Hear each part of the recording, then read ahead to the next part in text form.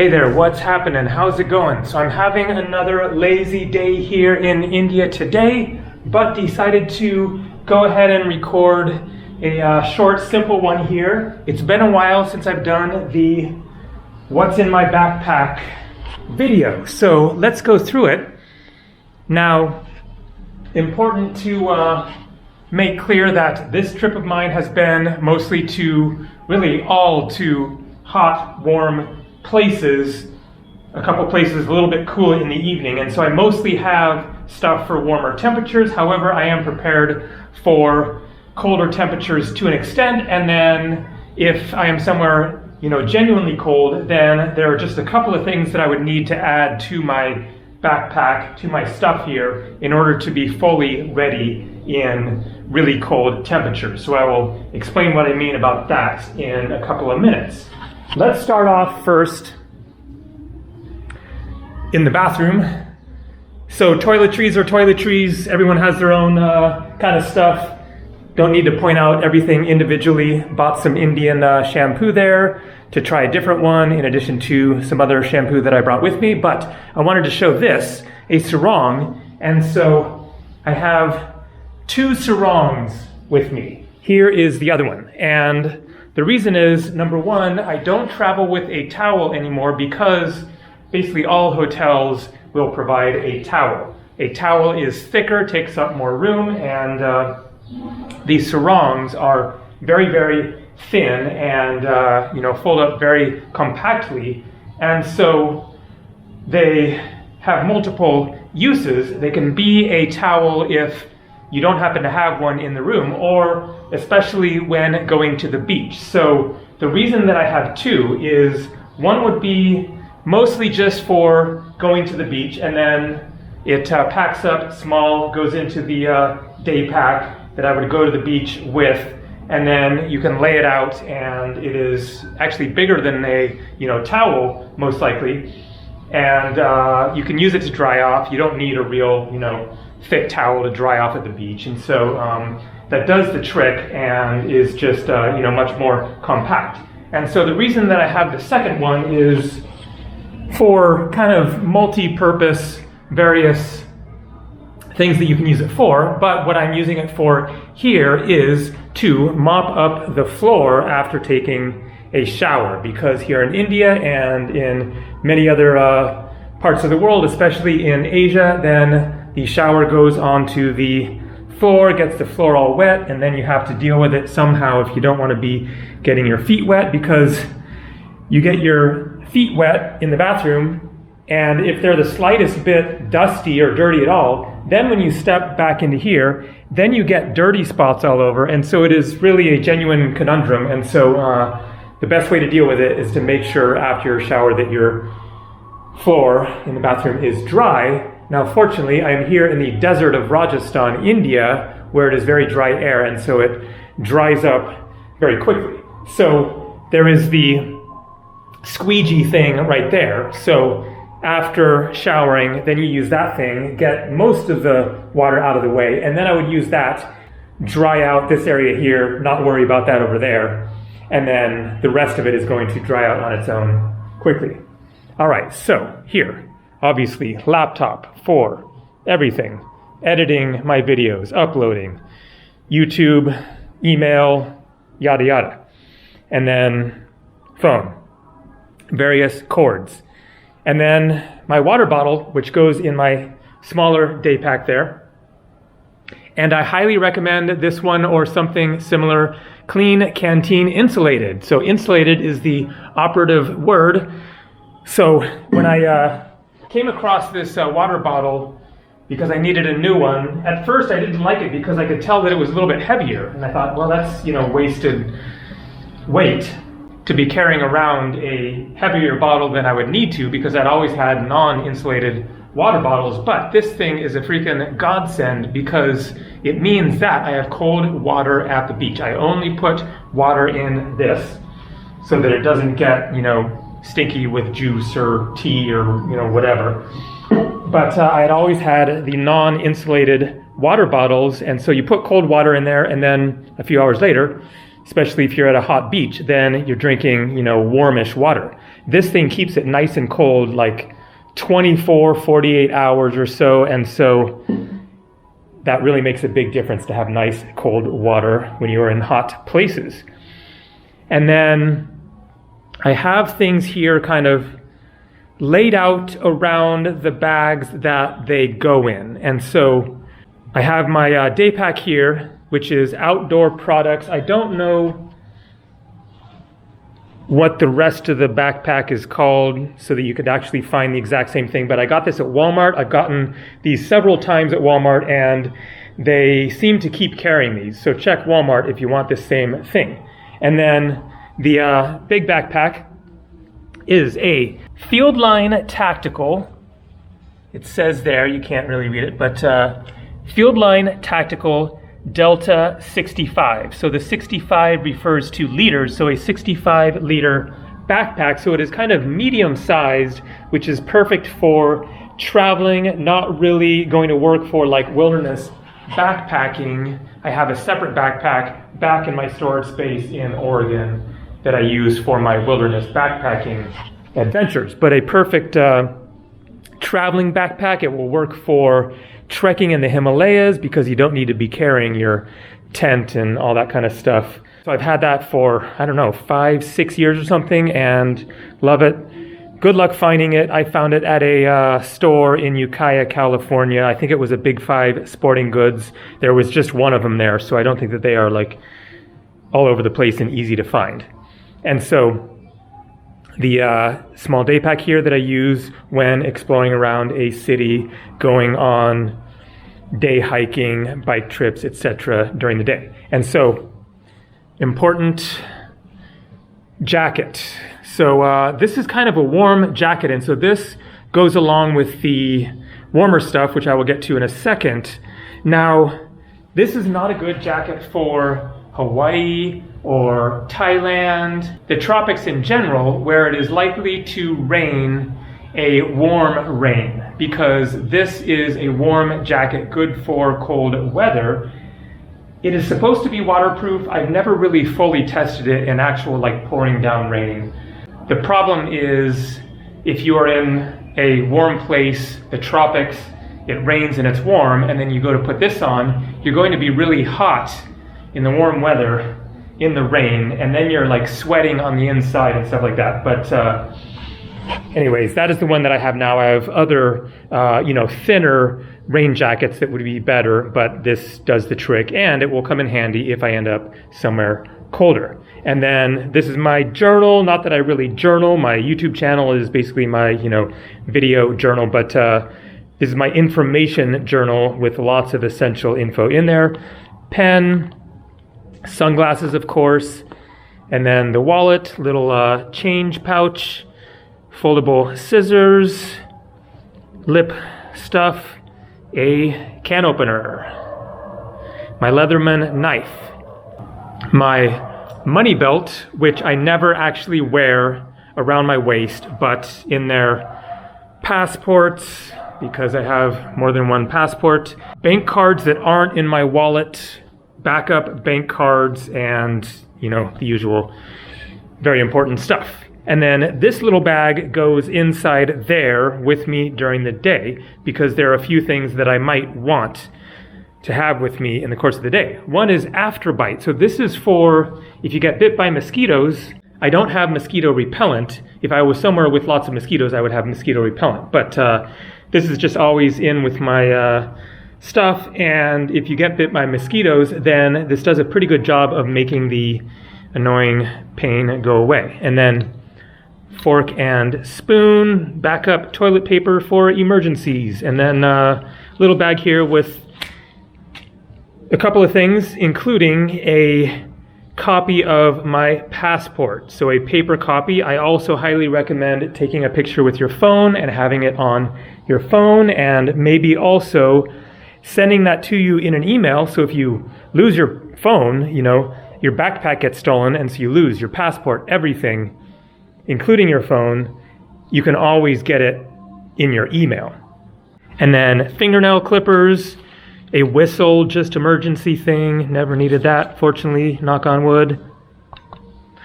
And this is an essential, especially in India, your own lock. And so they actually provided a lock for the door because it is a door that requires a separate lock to lock the door from the outside. I don't use it, I use my own lock because, of course, I'm the only one with a key, and so it feels more secure. A cup for various cup purposes. And then this bag has this stuff in it. So earplugs, I do sleep with earplugs. Another one of the Afterbite things, some Band-Aids there. Paracetamol, ibuprofen, Nurofen, cold and flu aspirin, just in case I get a headache or sick. Beard trimmer and cord for the beard trimmer. The essential hat. The shirts, the button-up t-shirts. The tank tops, 3 tank tops. Regular t-shirts. And then here we get into the warmer stuff. So 2 long-sleeved shirts. Underwear. 3 pairs of socks. So I will explain why I have 3 pairs of socks. So one is for, let's say I am taking a flight or I'm somewhere colder where I want to have socks wearing, in this case with the sandals. So I have the 2 pairs of sandals. I am not traveling with shoes now. So I have the sturdy sport sandals for the real adventures, and the flip-flops, I bought those in Mexico for just cruising around town or whatever. And so the quick explanation on why no shoes, because if it's hot, I'm not going to be wearing shoes. I've never wanted shoes this entire trip, and so I don't want to be carrying around shoes that I'm not going to wear. And then especially when you are in transit going between places, shoes take up a lot of space, and so then you have these things that you got to carry or try to somehow stuff into your backpack, but there really just is not room in my backpack for a pair of shoes. So if I go somewhere genuinely cold, or if I head for the Himalayas of Nepal, which I am very likely doing this spring, then I will buy a pair of shoes there. And so the reason why the 3 pairs of socks is because, one, I will wear with the sandals. It is chilly or I'm taking a flight, and so I want socks for the colder flight, and so they are like the outside pair of socks. And then another pair, and I kind of screwed up a little bit because I fold them in a different way so that I can distinguish which is which. But one of the other pairs is for inside the room if it's kind of chilly and I want socks to wear inside the room, so the indoor pair. And then the third pair is the going outside for dinner, but I have clean feet. And so I get to my room after having been outside walking around in the outdoor socks, and so those are, presumably dirtyish. And then I take a shower or wash my feet or whatever, have clean feet, and so these are going to be cleaner. But then I want to go out to a restaurant for the evening, and it's coldish, and so I want to wear socks. But I don't want to wear my dirty outdoor socks, and I don't want to wear my clean indoor socks, and so the third pair is like the middle pair of socks that when I come back from the restaurant, my feet are still pretty clean, and so then I transfer over and wear the other cleaner pair of socks inside the room. So kind of a random little detour there. And then here we have some of the stuff that I travel with just in case I end up going to cold places, or on the flight, once again, if I'm flying, it gets cold on the plane. So I have my 2 Georgia little warm caps, the shawl, and my gloves that I bought in Lviv, Ukraine. Slava Ukraini. And then swim trunks, 2 pairs there. And then my 1 pair of jeans there, and these are lightweight, comfy pants for just wearing around the room. And then over here, another bag of assorted random things. So a deck of cards which I haven't used, I'm unlikely to use, but I keep thinking maybe they will come in handy at some point and I'll meet somebody who likes to play cards. Wine bottle opener. So the very essential socket adapter. And so here I need to elaborate a little bit because I travel with 2. So this right here is a good example of why I travel with two. There are various situations that come up in which I want one and not the other. So this is the plug used in most of Europe, India, I believe Thailand, and various other countries. I would say that it is the most commonly used type of plug with the two round pins there. And so I like to have this one because it fits into the sockets very securely. Also, it is smaller and just kind of a little more convenient. Then it has multiple possibilities for the plugs going in. So it is a universal in, but then only the one out. The other one there is universal in and also universal plugs as far as the pins on the other side.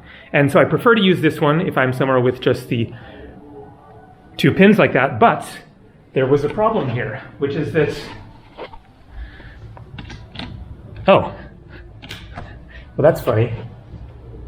I thought for sure that I had tried to use this and it hadn't worked. So, okay, you can see there, it doesn't go in there. It has the two pins. Let's see what happens here. Huh, okay. So I forget now exactly what happened here. Maybe I just had that one out and I went ahead and just used it because it was already out. But there are places in which, for some reason, the two little holes are smaller than the pins, as was the case here. That isn't going to fit in there. But that one is going into the smaller holes. And so this one has ever so slightly smaller pins.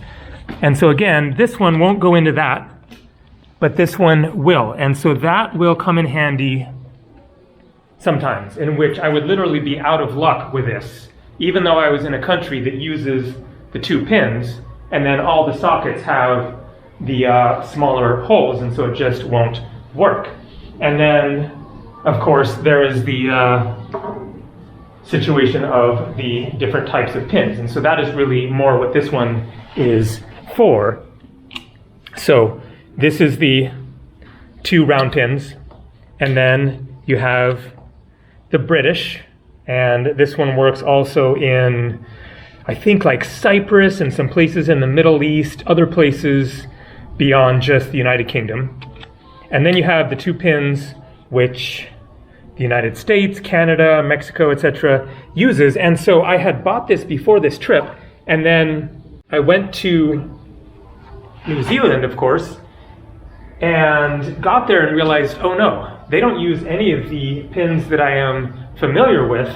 And luckily I had just bought this new one because previously I had another universal adapter, but it did not have this function, I'm pretty sure. And so I was looking closer at it, like, is there any way there might be a New Zealand plug on this thing? And sure enough, check this out, it's brilliant. Those things turn like that, and boom, that is it. That is the New Zealand pin right there. I forget if Australia uses that same one or even has a different one. Very likely they use the same one there. So, point being, that is why I recommend two socket adapters. And then needles, thread. These are essentials. Your buttons pop off of your shirt, something rips, whatever. Lots of instances in which I end up really needing needle and thread, a couple of pens.